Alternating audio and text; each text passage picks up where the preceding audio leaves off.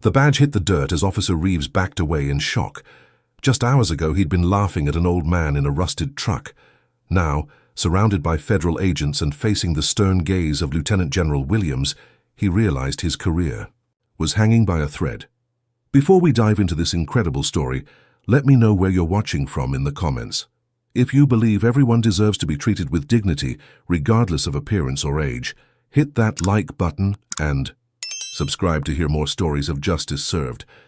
Now let's go back to the beginning and see how a simple traffic stop changed everything. Officer James Reeves adjusted his mirrored sunglasses and drummed his fingers on the steering wheel of the Charleston Police Department cruiser. It was a pristine spring morning in South Carolina, the kind of day where the Spanish moss swayed gently in the breeze and tourists flocked to the historic district to snap photos of antebellum mansions. But Reeves and his partners, Officers Bradley Taylor and Michael Sullivan, weren't patrolling the tourist areas today. They were assigned to Oak Ridge Heights, the wealthiest neighborhood in Charleston, where sprawling estates sat behind wrought iron gates and BMWs glittered in circular driveways. "All quiet on the rich front," Taylor said from the passenger seat, scrolling through his phone. Sullivan chuckled from the back. "Yeah, the biggest crime here is probably someone's gardener taking an unauthorized lunch break." Reeves was about to respond when something caught his eye. A vehicle that didn't belong. An ancient, rusted 1972 Ford pickup truck with slightly tinted windows crawled down the perfectly manicured street, the muffler rattling and dark exhaust occasionally puffing from beneath. Well, what do we have here?" Reeves said, straightening up. "That thing looks like it belongs in a junkyard, not Oak Ridge Heights." Sullivan leaned forward. $10 says the driver's up to no good, probably casing houses." Reeves nodded and pulled out behind the truck. "Let's follow him a bit, see what he's up to." The truck moved slowly, well under the speed limit, as if the driver was looking for an address. After tailing it for 2 blocks, Reeves was getting impatient. "Come on, give me something," he muttered. Finally, he spotted it, a small pine, tree air freshener dangling from the rearview mirror. "Obstructed view," Reeves announced triumphantly, flipping on the cruiser's lights. The old truck took longer than usual to pull over, which Reeves immediately logged mentally as failure to promptly yield. When it finally came to a stop, the officers approached with hands resting on their holstered weapons. Standard procedure, Reeves would later claim, though they rarely felt the need in Oak Ridge Heights. The driver's door creaked open slowly, and a weathered black hand appeared gripping a wooden cane. The man who emerged moved with painful deliberation. He was tall despite his stooped posture, with close-cropped white hair and deep-set eyes that had seen decades of life. Harold Washington, 78 years old, stood quietly beside his truck, leaning heavily on his cane. "License and registration," Reeves demanded without preamble. Harold's voice was steady and deep. "May I ask why I've been stopped, officer?" Reeves gestured toward the windshield. "That air freshener is obstructing your view. It's a violation of state code." Harold glanced at the tiny pine tree, then back at Reeves with an expression that suggested he wasn't convinced. "I see. My license is in my wallet. May I reach for it?" "Slowly," Reeves commanded, his tone unnecessarily sharp. As Harold carefully retrieved his wallet, Reeves continued, "What are you doing in this neighborhood anyway? You lost?" Before Harold could answer, Taylor chimed in. "That truck of yours isn't exactly the standard transportation around here." Harold maintained his composure. "I'm visiting my daughter. She recently moved to this neighborhood." The officers exchanged glances, clearly skeptical. Sullivan walked around the truck, peering inside windows. "Nice ride," he said sarcastically. "How long you had this thing? Since it was new?" Harold handed his license to Reeves. "I've owned it for 42 years. It may not look like much, but it's never let me down." Reeves examined the license with exaggerated scrutiny. "Harold Washington. You're a long way from home, Mr. Washington. This address is clear across town. As I mentioned, I'm visiting my daughter. She's expecting me." By now, residents of the neighborhood had taken notice. A woman walking her dog slowed her pace. A man retrieving his mail stood watching. A teenage girl had her phone out, recording. "Your daughter lives here in Oak Ridge?" Reeves asked, his disbelief evident. Yes, sir. Number 53 Magnolia. Lane, she just moved in last month. Reeves smirked. And what does your daughter do that she can afford a place in Oak Ridge Heights? Harold straightened slightly, a flash of pride crossing his face. She works for the government, at the Pentagon. This elicited actual laughter from Taylor. The Pentagon? Sure, and my cousin works at Area 51. Sullivan had now opened the passenger door without permission and was rifling through the glove compartment.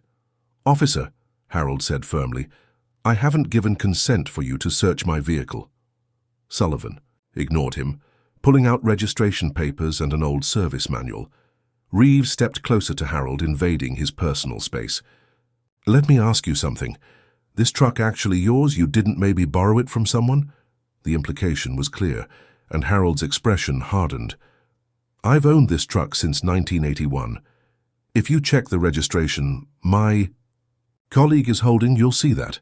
Harold reached for his phone in his shirt pocket. I'm going to call my daughter now. Reeves immediately grabbed Harold's wrist. Put that down, hands where I can see them. Harold, startled by the sudden aggression, dropped his phone. I was just going to call. Turn around, Reeves commanded, pulling handcuffs from his belt. You're being detained for resisting an officer. Resisting? I haven't resisted anything, Harold protested, but Reeves was already securing the handcuffs, tightening them more than necessary on Harold's thin wrists. The gathered crowd grew larger, with more phones recording. Is this really necessary? Called a woman from across the street. Reeves ignored her. Sit down on the curb, he ordered Harold, who struggled to lower himself with his hands cuffed, behind him. The indignity was clear on his face as he finally managed to sit, his knees protesting, his cane lying uselessly on the ground beside him. Sullivan approached with Harold's registration. Everything checks out. Trucks registered. To him. But rather than removing the handcuffs, Reeves simply nodded. We'll still need to verify his story about his daughter. Something doesn't add up here. Harold looked up at the officer, his dignity intact despite the humiliation. My daughter's name is Elaine Washington, Lieutenant General Elaine Washington. You can verify that with the Department of Defense. The officers shared another laugh. Lieutenant General? Right, Reeves said. And I'm the Secretary of Defense. As Harold sat handcuffed on the curb of one of Charleston's most exclusive neighborhoods, the foundation was being laid for a confrontation none of the officers could have anticipated. Lieutenant General Elaine Washington sat at the head of a gleaming conference table in a secure briefing room at the Pentagon, her 4 stars prominent on her uniform. At 53, she commanded respect, not just through her rank, but through her presence, intelligent eyes that missed nothing, a posture that spoke of discipline and authority, and a reputation for both strategic brilliance and unwavering integrity. The situation in the South China Sea requires immediate attention, she was saying to the assembled military and intelligence officials. The satellite imagery from 0600 shows. Her assistant, Captain Rodriguez, entered the room with uncharacteristic urgency, approaching to whisper in her ear. General, I apologize for the interruption, but there's an emergency call from Charleston. It's about your father. Elaine's expression remained professional, but those who knew her well caught the momentary flash of concern in her eyes. Ladies and gentlemen, please continue without me. Admiral Chen, please take over. She followed Rodriguez out of the room. What's happened? She asked the moment the door closed behind them. A Mrs. Deborah Collins called. She lives in your new neighborhood. She says your father has been detained by police outside your house. She said they've handcuffed him and he's sitting on the curb. Elaine's normally composed features hardened. Get me the Charleston Police Department on the line immediately, and prepare my helicopter. As Rodriguez made the arrangements, Elaine's mind flashed back to her childhood. Her father, raising her alone after her mother died of cancer when Elaine was just 7. Harold Washington, working as a janitor at the local high school during the day, as a security guard evenings and weekends at a gas station, 3 jobs to keep food on the table and to create a college fund for his only child.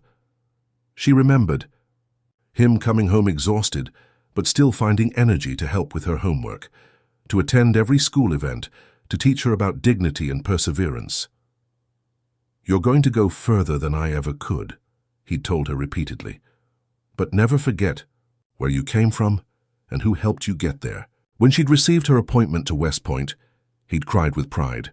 When she received her first star, he'd stood taller than anyone in the room despite his arthritis. And now he was handcuffed on a curb because he drove an old truck into her wealthy neighborhood. Captain Rodriguez returned. "I have Chief Richard Bennington of the Charleston PD on the line." Elaine took the phone. "Chief Bennington, this is Lieutenant General Elaine Washington, U.S. Army. I understand your officers have detained my father, Harold Washington, outside my residence on Magnolia Lane." There was a pause before Bennington responded, his tone dismissive. "General, we have officers responding to numerous situations across the city. I don't have immediate information about this specific incident." "Then I suggest you get immediate information, Chief. My father is a 78-year-old veteran being held in handcuffs for no apparent reason. With all due respect, ma'am, if our officers detained someone, there was a reason, and I'm not certain of your identity over the phone." Elaine's voice became steel. "You will be certain very shortly, Chief Bennington. I am en route to Charleston. Now, in the meantime, I expect your officers to remove my father's handcuffs, return his phone and property, and treat him with the respect he deserves as both a citizen and a veteran. I will be in touch with your mayor and governor within the next 5 minutes." She ended the call and immediately dialed another number. "General Hayward, I need a favor." 15 minutes later, Elaine was aboard a military helicopter speeding toward Charleston. She'd made calls to the South Carolina Governor's Office, the Department of Justice Civil Rights Division, the Charleston mayor, and several other officials who owed her favors or respected her position. Back in Charleston, Harold Washington remained seated on the curb, the spring sun beating down on him. He'd begun to feel a tightness in his chest that concerned him, but he kept his expression neutral. He'd faced worse than overzealous police, officers in his life. Much worse. A neighbor had brought him a bottle of water, which Officer Taylor had surprisingly allowed him to have, though drinking it with handcuffed hands had been a challenge.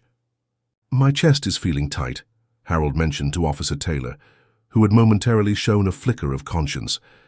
"I have medication in my truck." "You'll be fine," Officer Reeves interjected. "We're just waiting to verify your story." Another officer had arrived on scene, this one checking Harold's military veteran ID that Sullivan had found in the glove compartment. "Vietnam?" the officer asked, showing the first hint of respect Harold had received. "Yes, sir. 1967 to 69, 1st Infantry Division." Before the conversation could continue, Reeves interrupted. "That's enough socializing. We're taking him to the station for further questioning." Harold looked up. "On what charge, officer?" "Obstruction," Reeves said, though all 3 officers knew the charge wouldn't stick. "And potentially trespassing in a restricted neighborhood." "This is a public street," called out a neighbor who'd been watching the scene unfold.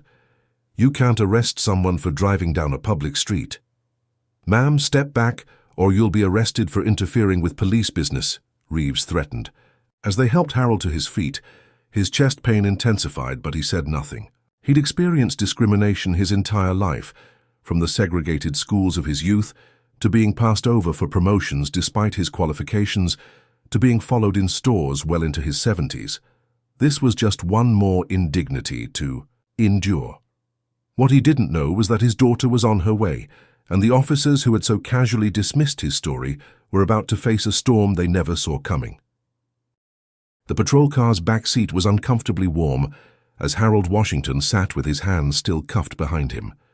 The tightness in his chest had progressed to a steady, concerning pressure, but the officers had ignored his previous mention of chest pain and medication. Officer Reeves drove while Taylor sat in the passenger seat, and Sullivan followed in a separate cruiser. "You're making a mistake," Harold said calmly, managing his breathing to help with the pain. "My daughter will. I'll be very concerned when I don't arrive." Reeves glanced in the rearview mirror. "Your daughter the general, right? Don't worry, we'll sort everything out at the station." Harold closed his eyes briefly, trying to stay focused despite the discomfort. His mind drifted to another time, another uniform.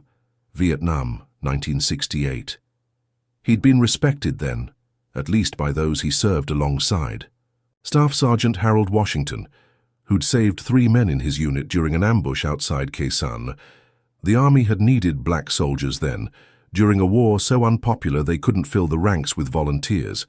He'd been good enough to die, for his country, but not good enough to be treated with basic respect by police officers 50 years later. The helicopter carrying Lieutenant General Elaine Washington thundered through the sky, pushing its speed limitations.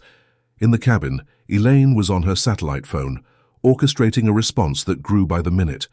"I want the FBI field office, prepared to launch a civil rights investigation," she told the Justice Department liaison. "And I need military police standing by." Her aide, who had accompanied her, was coordinating with local officials.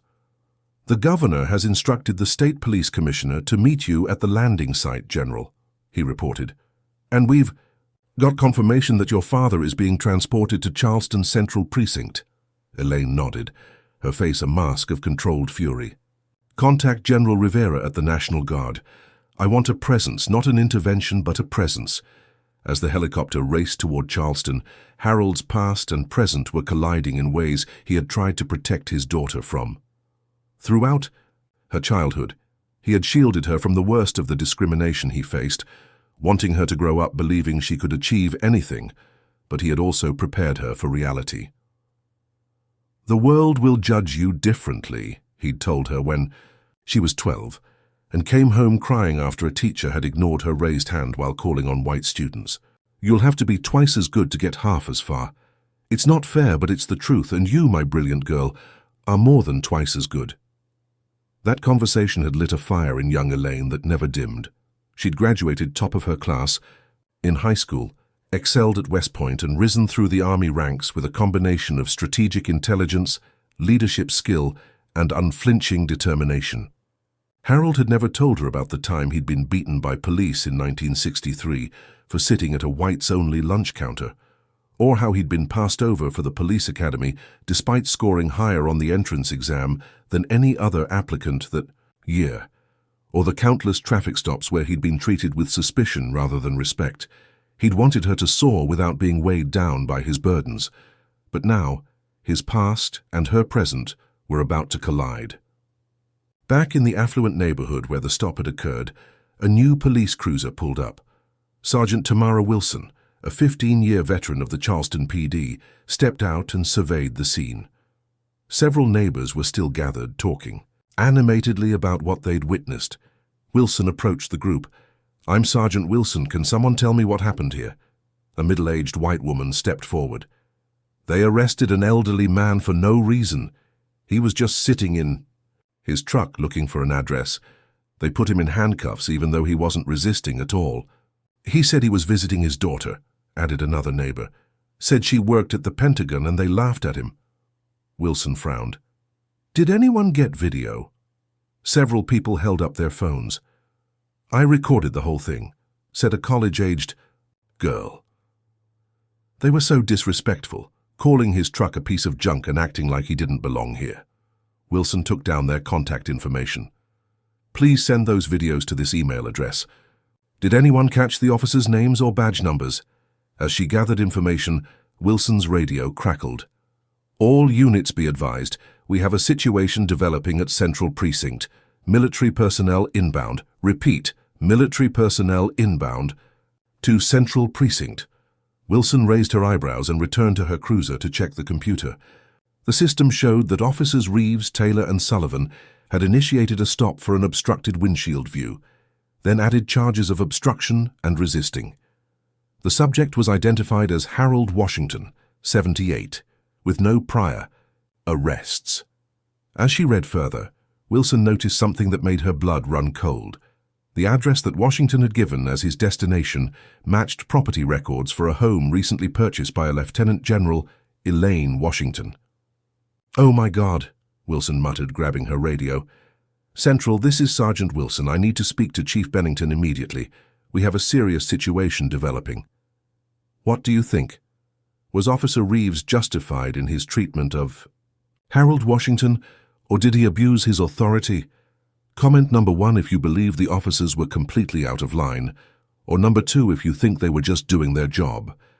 Don't forget to hit that like button if you want to see justice served, and subscribe to follow this incredible story to its conclusion. Harold is currently experiencing chest pains while handcuffed in the back of a police car, while his four-star general daughter is racing toward Charleston with the full weight of her military authority.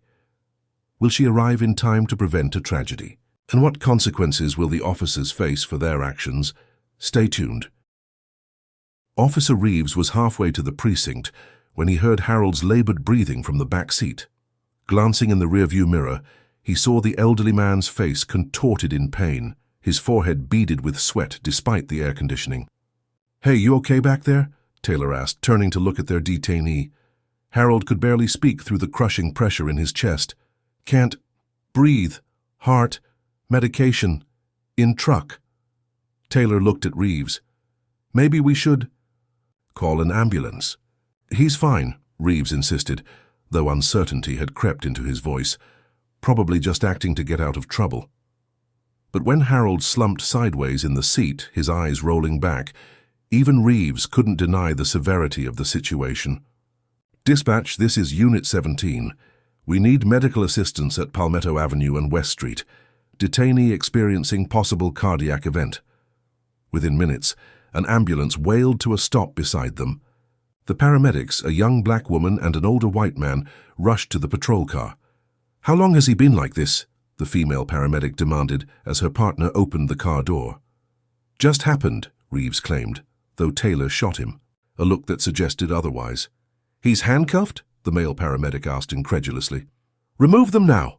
As the paramedics worked to stabilize Harold, Sergeant Wilson's cruiser screeched to a halt behind them. She approached rapidly, her expression thunderous. "Reeves, what the hell is going on here?" Before he could answer, she saw the paramedics working on Harold. "Is that the man you detained on Magnolia Lane?" When Reeves nodded, Wilson exploded. "Why is he still in handcuffs? And why didn't you call for medical assistance when he first complained of chest pain?" "He just started showing symptoms," Reeves defended. "That's not what the witnesses said," Wilson countered. "They reported he mentioned chest pain while still at the scene." She turned to the paramedics. "How is he?" "Blood pressure's dropping," the female paramedic reported. "Possible myocardial infarction. We need to transport now." Reeves stepped forward. "He's in police custody. I'll need to complete the paperwork before—" Wilson cut him off with a glare that could have melted steel. "Stand down, officer. This man needs immediate medical attention. Your paperwork can wait." As the paramedics loaded Harold into the ambulance, Wilson looked at Reeves and Taylor. "Follow them to Charleston Memorial and pray he makes it, because you two are already in enough trouble." The ambulance raced through the streets of Charleston, sirens blaring. Inside, the paramedics worked frantically to stabilize Harold. "Hang in there, sir," the female paramedic encouraged as she inserted an IV line. "We're almost there." Harold drifted in and out of consciousness, his mind flashing between the present crisis and memories of another life-threatening situation.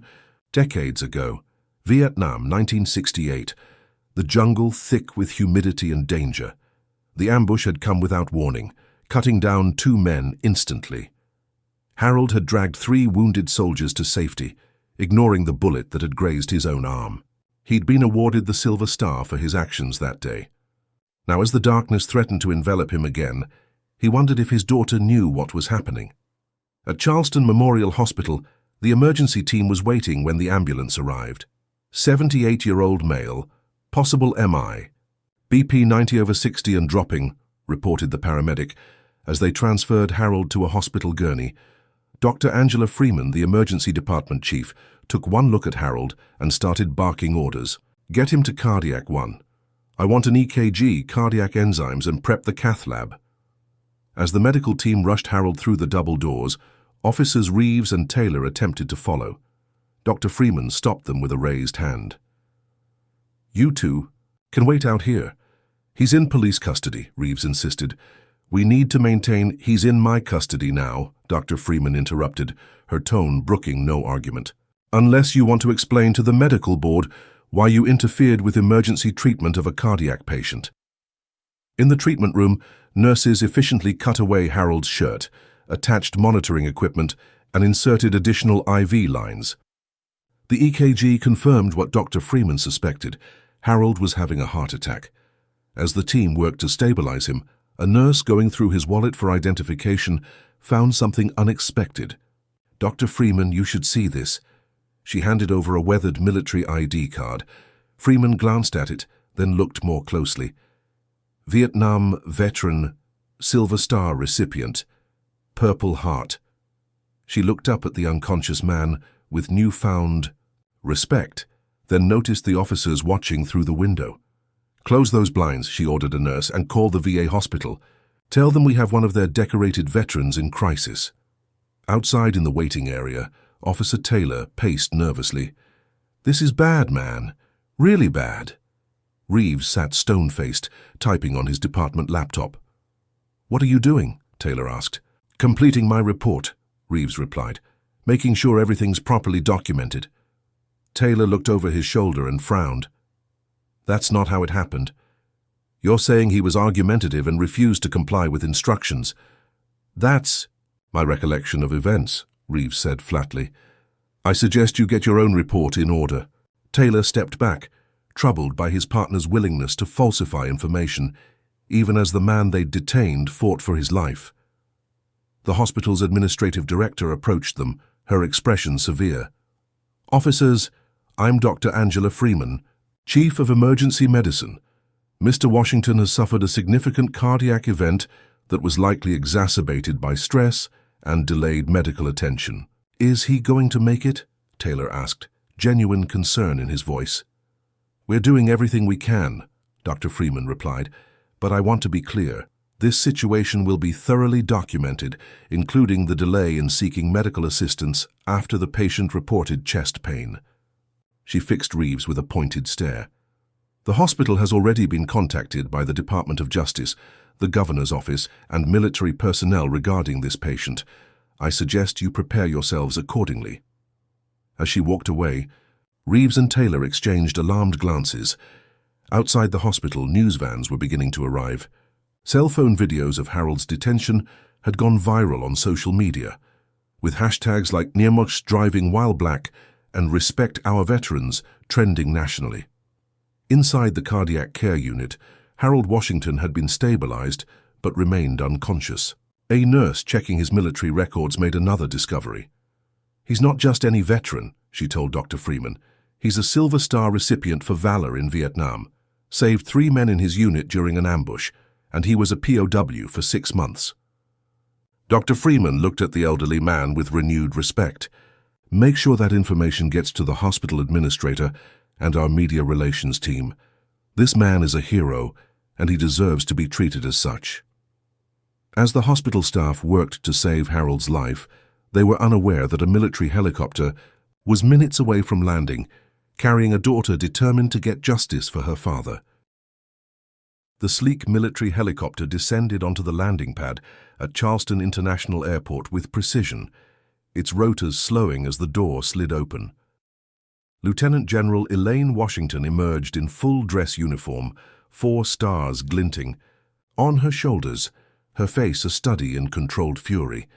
A convoy of black SUVs with federal government plates waited nearby, along with a contingent of military police and FBI agents. The Charleston Police Department had been notified of her arrival, but nothing could have prepared them for the scope of the response she had mobilized. "General Washington," greeted the lead FBI agent, "I'm Special Agent Marcus Chen. We have a team ready to begin a civil rights investigation." Elaine nodded crisply. "Status update on my father?" "Stabilized but unconscious at Charleston Memorial. Hospital. The attending physician reports a myocardial infarction, a heart attack, likely triggered by stress and exacerbated by delayed medical attention." Elaine's jaw tightened, but her voice remained steady. "And the officers involved?" "Still at the hospital. Chief Bennington has ordered them to report back to the station." "Good, that's our next stop."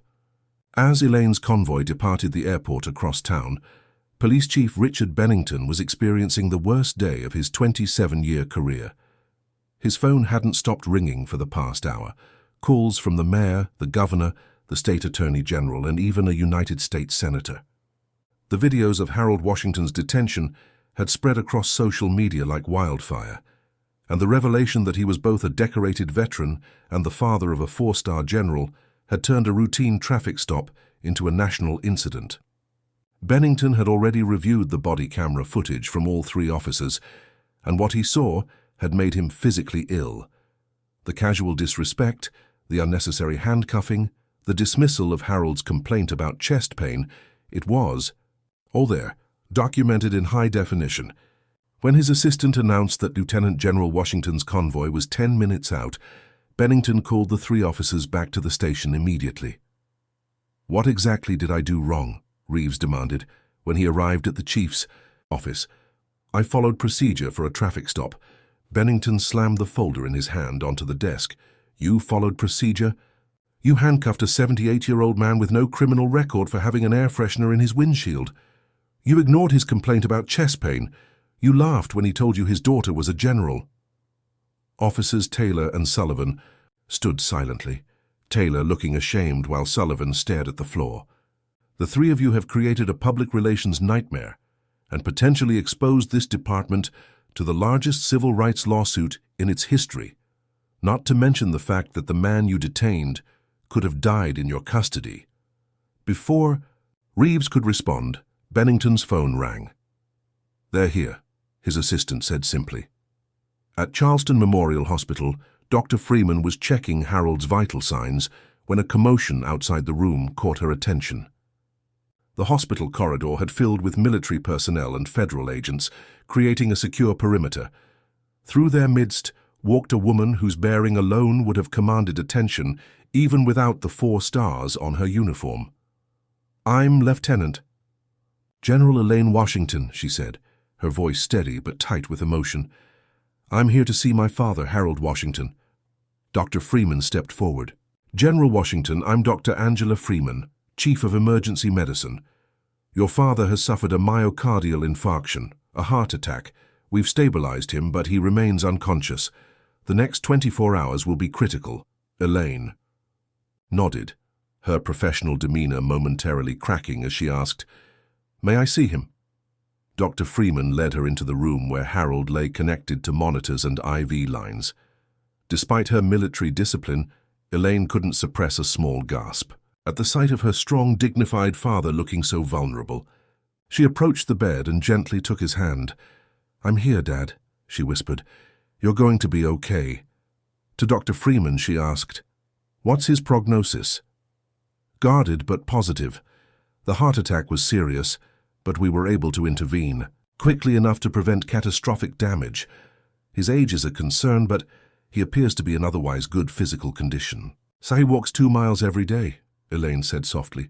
"Has since he retired." She straightened the general once more. "I need a complete report on his condition, including your assessment of whether the stress of his detention contributed to the heart attack." Dr. Freeman nodded. "I've already noted in his chart that the timing and circumstances strongly suggest the stress was a triggering factor."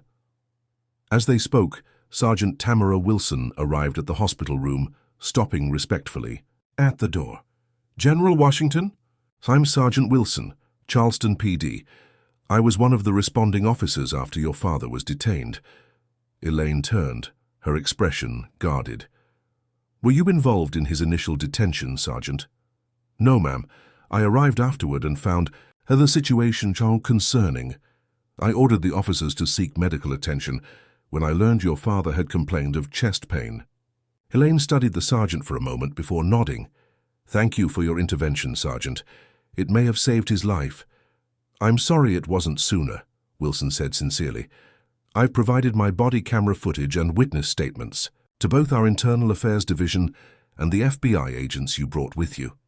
As they spoke, Harold stirred slightly in the bed, though he didn't regain consciousness. Elaine immediately returned to his side, taking his hand again. In that moment, she wasn't a powerful military leader, but a daughter worried about her father. Elaine's mind flashed back to her promotion ceremony when she'd received her 4th star. Harold had stood in the front row, tears of pride streaming down his face. "Your mother would be so proud," he told her afterward. "She always said you were destined for greatness." Now, looking at him in the hospital bed, Elaine made a silent promise. The officers who had treated him with such disrespect would be held accountable. She arranged for her security detail to remain at the hospital, then turned to Sergeant Wilson. "I need to speak with Chief Bennington and the officers involved. I trust my father will be safe here." "Absolutely, General," Wilson assured her. "I'll personally ensure a protective detail remains in place." Elaine nodded and left the room, her military aides falling in around her. As her convoy pulled away from the hospital toward the police station, reporters shouted questions and cameras flashed. Within the lead SUV, Elaine sat in silence, mentally preparing for the confrontation to come. The officers who had dismissed her father as insignificant were about to learn just how significant the Washington family truly was. The Charleston Police Department headquarters buzzed with nervous energy as word spread that Lieutenant General Elaine Washington was en route. Officers who weren't even involved in the incident found reasons to be elsewhere, while administrative staff scrambled to prepare the conference room for her arrival. Chief Bennington stood at the entrance, sweating despite the air conditioning. When the convoy of black SUVs pulled up, followed by media vans and additional military vehicles, he knew his department was facing a reckoning unlike anything in its history. The front doors opened, and Lieutenant General Washington entered, flanked by military aides and federal agents. The station fell silent. Elaine Washington carried herself with the unmistakable authority of someone accustomed to command. Her uniform was impeccable, her expression controlled, but radiating cold fury. "Chief Bennington," she said, her voice carrying through the hushed station, "I believe you have some officers I need to speak with." Bennington nodded, his mouth dry. "General Washington, we have prepared the conference room. Officers Reeves, Taylor, and Sullivan are waiting there." "Good," she replied simply, following as he led the way. In the conference room, the three officers stood as Elaine entered. Taylor and Sullivan came to attention out of instinct, while Reeves remained casually upright, his posture borderline insubordinate. Elaine assessed them with a glance, then turned to her aide. "Captain, please set up the video equipment." As her staff efficiently arranged a laptop and projector, Elaine addressed the room. "I'll keep this brief. My father, Harold Washington, is currently fighting for his life because of the actions taken by officers of this department during what should have been a routine interaction." She turned to Chief Bennington. "I've reviewed the initial reports filed by these officers. Now I'd like to compare those reports with the actual body camera footage." Bennington nodded, then glanced nervously at Officer Reeves. "There may be some discrepancies." "I expect so," Elaine replied coolly. The lights dimmed, and the projector displayed the footage from Officer Reeves's body camera, showing the entire encounter from the initial stop through Harold's detention. The room remained silent as they watched Harold being treated with increasing disrespect, his dignity steadily eroded, his complaints of chest pain dismissed. When the video ended, Elaine turned to face the officers. "Officer Taylor," she began, "would you say this footage accurately represents what occurred today?" Taylor, visibly uncomfortable, nodded. "Yes, ma'am, General, I mean." His voice cracked as he continued. I should have intervened when Mr. Washington mentioned chest pain. There was no reason to keep him handcuffed. I'm deeply sorry." Elaine acknowledged his statement with a slight nod, then turned her attention to Sullivan. "Officer Sullivan, do you stand by your actions as shown in this footage?" Sullivan kept his eyes fixed on the wall behind her. "No, ma'am. I violated department policy by searching the vehicle without consent or probable cause. It was wrong." Finally, Elaine faced Reeves, who maintained his defiant posture. "And you, Officer Reeves, do you believe your treatment of my father was appropriate?" Reeves shifted uncomfortably but attempted to maintain his bravado. "I followed procedure for a suspicious vehicle in a high-value neighborhood. The subject was uncooperative and—" "Uncooperative," Elaine interrupted, her voice dangerously quiet. "I just watched the entire interaction. My father provided his license when requested, answered your questions respectfully, and informed you of his medical distress, which you ignored." She stepped closer to Reeves. "Let me tell you about the man you detained today, officer. Harold Washington served in the 1st Infantry Division in Vietnam from 1967 to 1969. He was awarded the Silver Star for valor after saving 3 members of his unit during an ambush. He was captured and held as a POW for 6 months, during which he endured torture but never broke. Taylor and Sullivan looked shocked at this information, while Reeves maintained his stony expression. After returning home, he raised me alone after my mother died of cancer. He worked 3 jobs to put me through college, cleaning schools, working security, and pumping gas on weekends. He never missed a parent-teacher conference, never missed a school event, never complained about the discrimination he faced every single day. Elaine walked to the laptop and pulled up another document. But you didn't know any of that when you stopped him. What concerns me is your pattern of behavior. On the screen appeared a spreadsheet showing traffic stop data. Your record, Officer Reeves, shows that you stop black drivers at a rate 4 times higher than white drivers. You search their vehicles 6 times more often, and you issue citations to black drivers at a rate nearly 3 times that of white drivers. Reeves finally showed discomfort. Those statistics can be explained by what? Elaine challenged. By the fact that my father's only crime was driving an old truck in an affluent neighborhood while being black, Chief Bennington intervened. General Washington, I want to assure you that the department is taking this incident extremely seriously. All 3 officers have been placed on administrative leave pending a full investigation. That's a start, Elaine acknowledged, but insufficient. I've initiated a Department of Justice civil rights investigation into both this incident and the broader pattern of enforcement within this department. The FBI is currently interviewing witnesses and gathering additional evidence. She turned back to the officers. My father taught me that true strength comes not from exercising power over others, but from using whatever power you have to protect those who cannot protect themselves. The 3 of you failed that fundamental test today. Looking directly at Officer Reeves, she continued, You thought my father was insignificant, someone you could disrespect with impunity.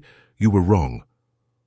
What do you think about Officer Reeves's actions? Comment number 1 if you believe his behavior reflects a systemic problem in policing, or number 2 if you think this was just an isolated incident with one bad officer.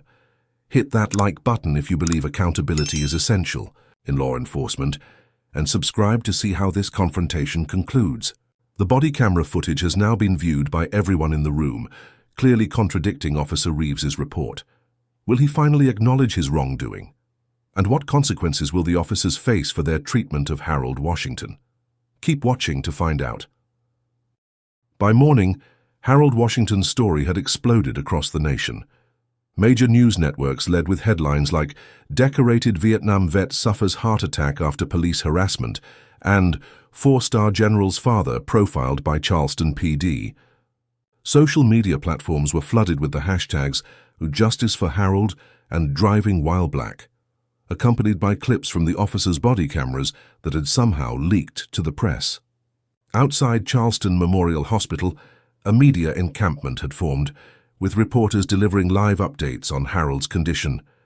Sources inside the hospital tell us that Mr. Washington remains in stable but critical condition after suffering a heart attack while in police custody, reported a CNN correspondent. Lieutenant General Elaine Washington, his daughter, has not left his side except to meet with Charleston police officials in what witnesses describe as a tense confrontation. Inside the hospital, Harold Washington opened his eyes to find his daughter sitting beside his bed, still in her uniform, though she'd removed her jacket. "Elaine," he said, his voice raspy from the breathing tube that had been removed earlier. "What are you doing here? You're supposed to be at the Pentagon." Elaine's professional composure cracked as she took her father's hand.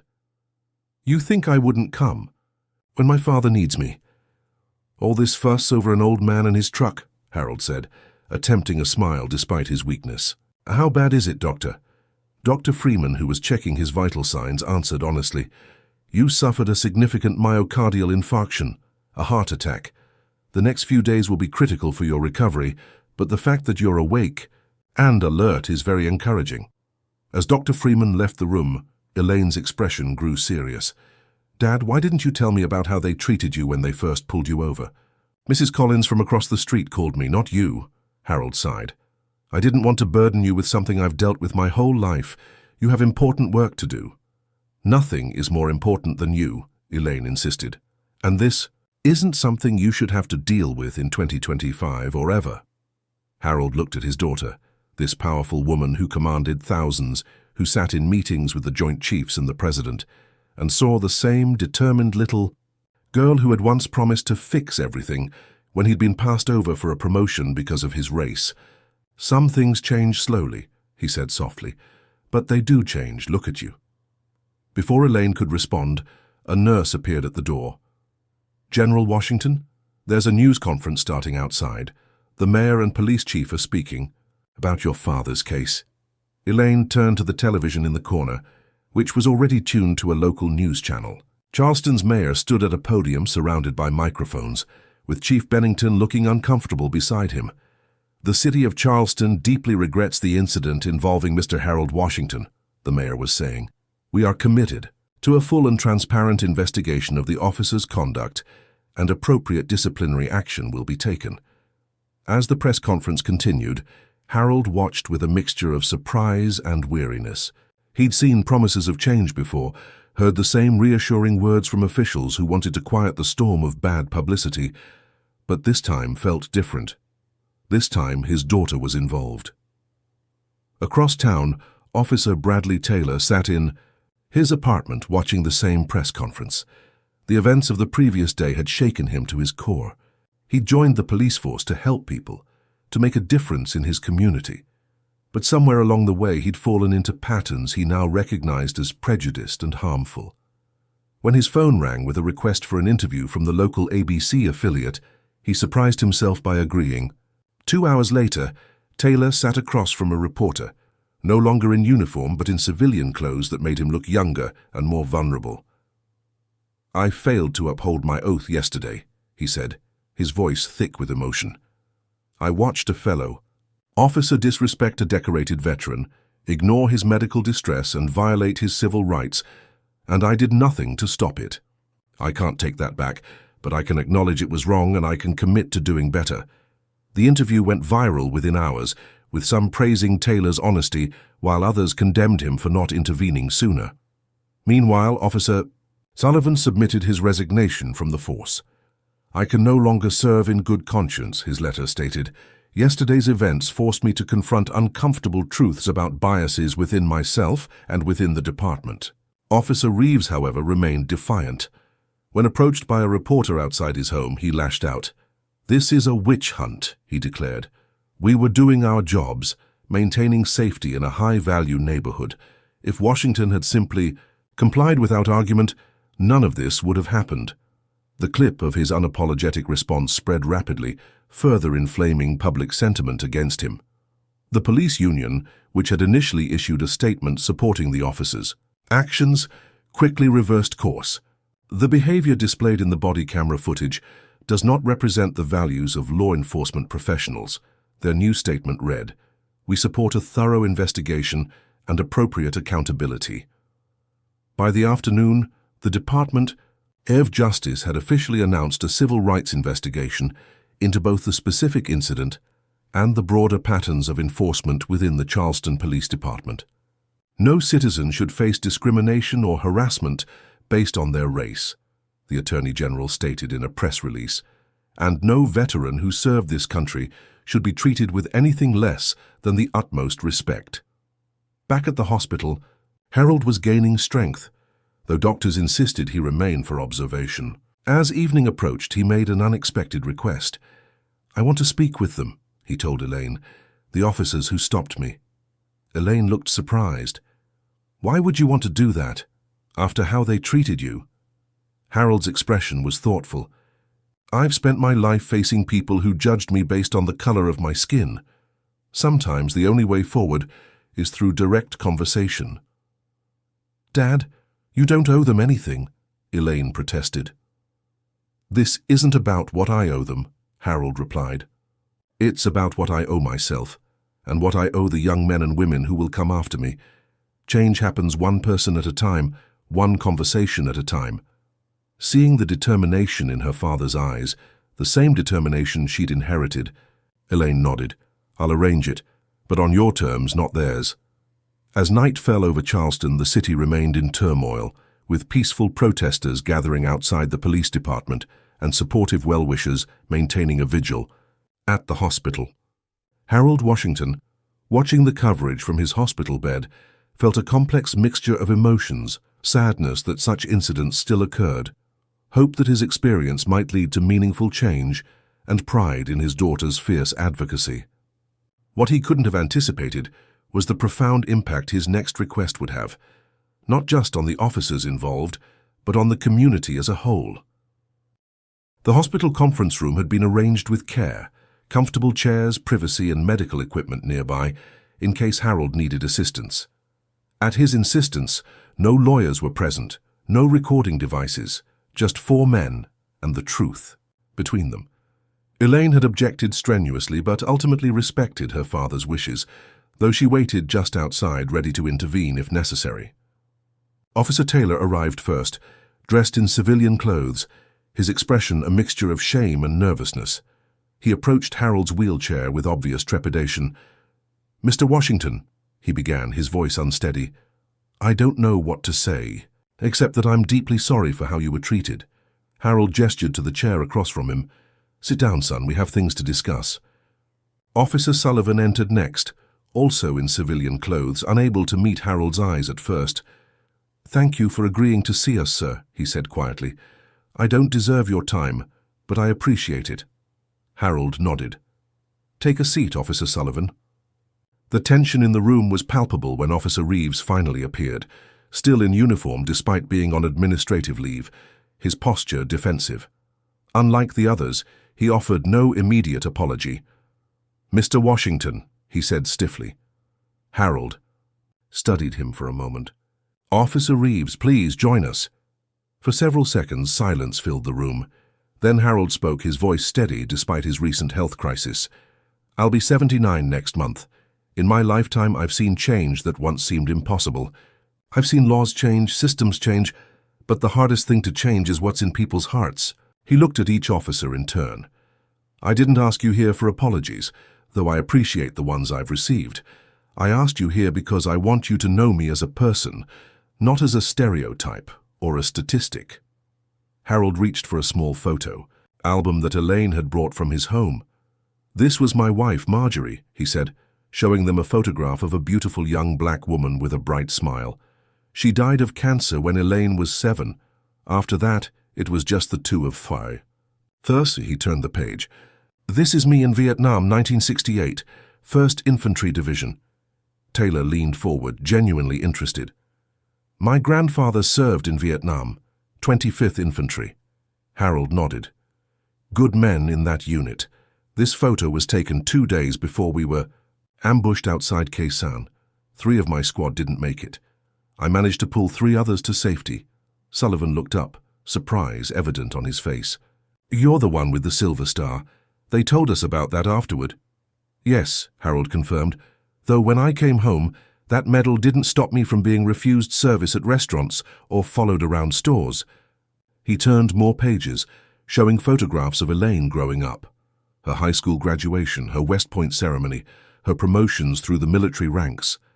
"Everything I did for her, so she could have opportunities I never had." Officer Reeves had remained silent, his expression guarded, but he couldn't help glancing at the photos. Harold sensed his resistance. "Officer Reeves, may I ask you something? When you saw me in that truck, what did you see? An old man, a black man, a threat?" Reeves shifted uncomfortably. "I saw a vehicle that didn't belong in that neighborhood."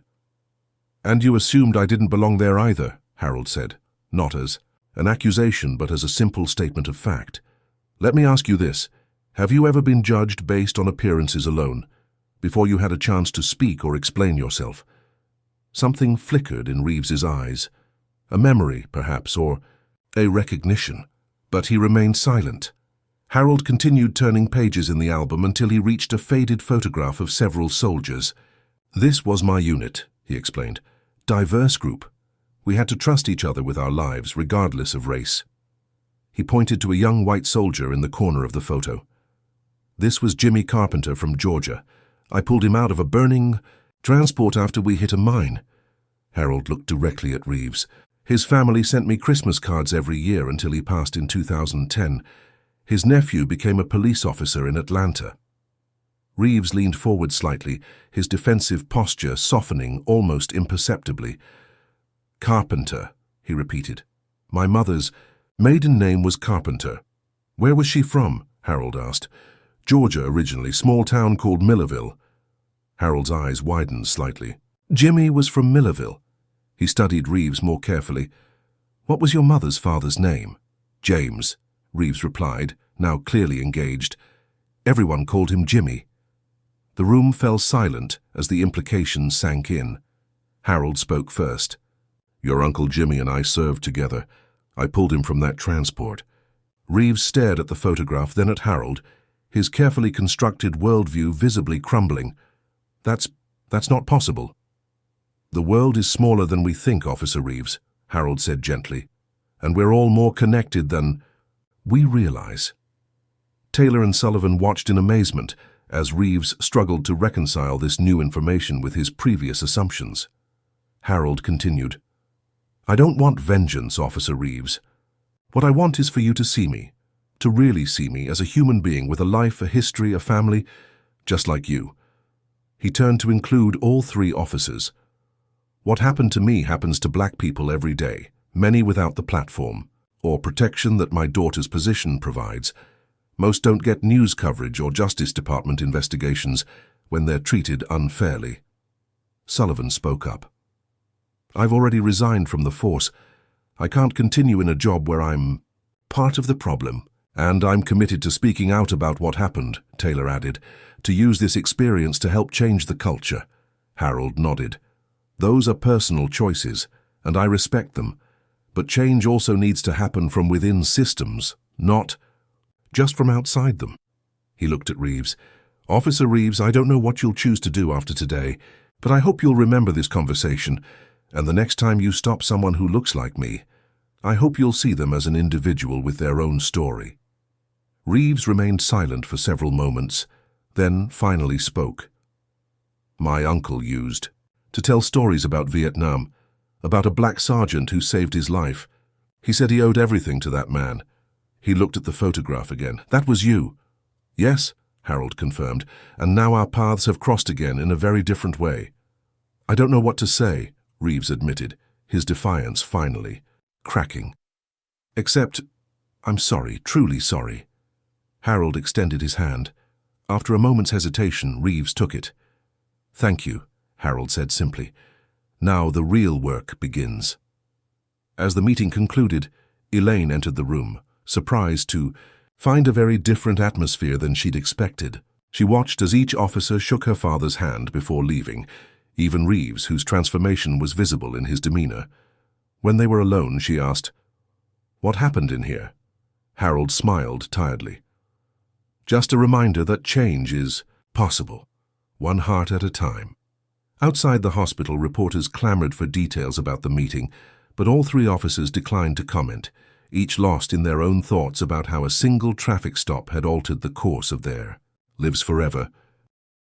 6 months later, on a perfect autumn day in Charleston, Harold Washington stood tall beside his daughter on a temporary stage erected outside the Charleston Police Department headquarters. His recovery had been gradual but steady, and though he now walked with a more pronounced reliance on his cane, his eyes were clear and his voice strong as he addressed the assembled crowd of police officers, community members, and media. Today marks not an ending, but a beginning, Harold said. Into the microphone. What happened to me was unfortunate, but it has led to necessary changes in how our community is policed and how our officers are trained.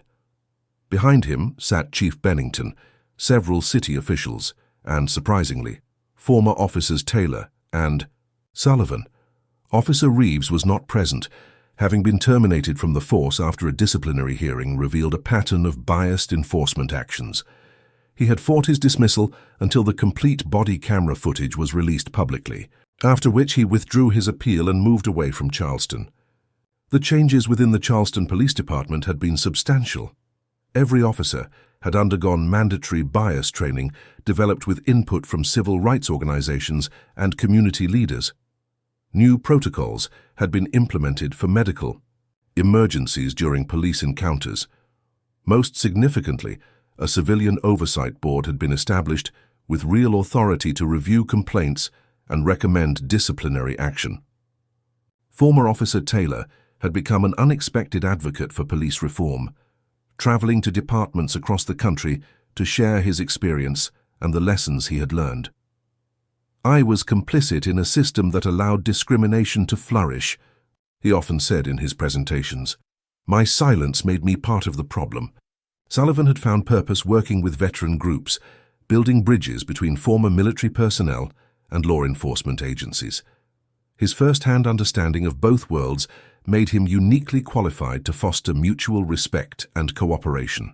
As Harold concluded his remarks, he unveiled the cornerstone of his new initiative, the Washington Foundation for Justice and Reconciliation, established to support both veterans and victims of racial profiling. Funded by a combination of private donations and a substantial settlement from the Charleston Police Department, the foundation would provide legal assistance, community education, and advocacy for systemic change. "The old truck that started all this," Harold said with a smile, "has found a new home." He gestured to a nearby museum where his 1972 Ford pickup was now part of an exhibit on racial justice in America. Sometimes the most ordinary things can become powerful symbols when placed in the right context. After the ceremony, Harold and Elaine drove together in a new truck, a gift from a local dealership, through the same Oak Ridge Heights neighborhood where he had been stopped 6 months earlier. As they passed a police cruiser, the officer nodded respectfully and waved them through. "Things have changed," Harold observed. "Yes," Elaine agreed, "but there's still work to do." Later that week, Harold visited the police academy to address the graduating class of new officers. Standing before rows of fresh-faced recruits, he shared not just the story of his detention and its aftermath, but also his own youthful dream. "When I was 18, I wanted to be a police officer," he told them. "I scored highest on the entrance exam in 1964, but was rejected because of the color of my skin. So I joined the army instead, and served my country in a different uniform."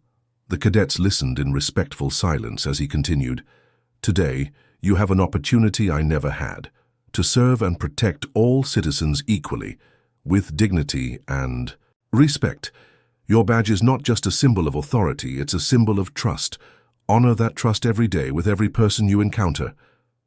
Chief Bennington approached the podium after Harold's speech, carrying a small box. "Mr. Washington, on behalf of the Charleston Police Department, I'd like to present you with this honorary police badge. It's a small gesture to acknowledge both your service to our country and your contribution to making our department better." Harold accepted the badge with visible emotion. "Thank you, Chief. I'll treasure this." The ceremony concluded with a standing ovation.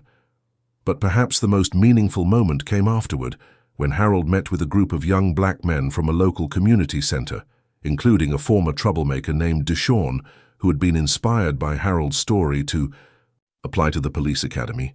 "I used to run from cops," Deshawn admitted. "Now I want to be one, to change things from the inside." Harold placed a hand on the young man's shoulder.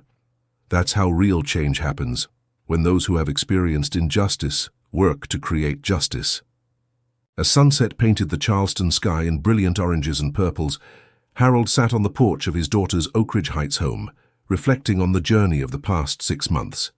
The heart attack had weakened his body but strengthened his resolve. The humiliation of that traffic stop had led to unexpected opportunities for meaningful change, and most surprisingly, connections had been formed that transcended racial boundaries and historical divisions. Lieutenant General Elaine Washington joined her father on the porch, having traded her uniform for casual clothes. "Penny, for your thoughts," she said, handing him a glass of iced tea. "Just thinking about how life takes unexpected turns," Harold replied. 6 months ago, I was just an old man in a rusty truck. Now look at all this." Elaine smiled. "You were never just anything, Dad. Those officers made the mistake of judging the truck without knowing the driver." Harold nodded thoughtfully. "We all make judgments based on appearances. The difference is whether we're willing to look deeper, to see the person behind the perception. As darkness fell over Charleston, father and daughter sat in companionable silence. 2 generations of a family that had faced discrimination with dignity and transformed adversity into opportunity. The old truck that had once made Harold a target now stood as a symbol of awakening consciousness. And the badge that had once hit the dirt in a moment of shocked realization now rested in an honored place on Harold's mantle. A tangible reminder that respect, once earned, transcends all superficial differences. What would you have done if you were in Harold Washington's position? Would you have found the strength to forgive and work toward reconciliation, or would you have sought justice through other means? Comment below with your thoughts, and don't forget to like this video if Harold's story moved you. Subscribe to our channel for more powerful, true stories of courage and transformation, and share this video with someone who needs to be reminded that change is possible, one heart at a time. Thank you for joining us on this journey, and remember, it's not the vehicle we drive that defines us, but the character we demonstrate when faced with life's unexpected challenges. Harold Washington's story teaches us that true change requires both individual courage and systemic reform. When facing discrimination, Harold maintained his dignity while standing firm in his truth. His ability to forgive without forgetting demonstrated how reconciliation can be more powerful than retribution. Meanwhile, Elaine showed that using one's privilege and power to advocate for justice benefits everyone. Officer Taylor's transformation reminds us that acknowledging mistakes is the first step toward growth, while Officer Reeves proves that even the most entrenched biases can be challenged when we recognize our shared humanity. The most profound lesson may be that connections exist between us that transcend our surface differences. Sometimes we're linked to strangers in ways we could never imagine. This story also highlights how institutions must be held accountable while creating pathways for genuine change. By working both within and outside the system, the Washingtons created lasting impact that extended far beyond their personal experience, turning a moment of injustice into a movement for equality. Have you ever been judged unfairly based on appearances alone? Or perhaps you've caught yourself making snap judgments about others? Share your experience in the comments below, and let us know which character in this story you related to most. If you believe everyone deserves to be treated with dignity regardless of race, age, or appearance, hit that like button to stand with Harold Washington. Subscribe to our channel for more powerful stories about overcoming discrimination and fighting for justice. And if you know someone who needs to hear this message of transformation and hope, share this video with them today. Thank you for joining us on this journey toward understanding and equality. Remember, change happens one conversation, one heart, and one action at a time, and it begins with you.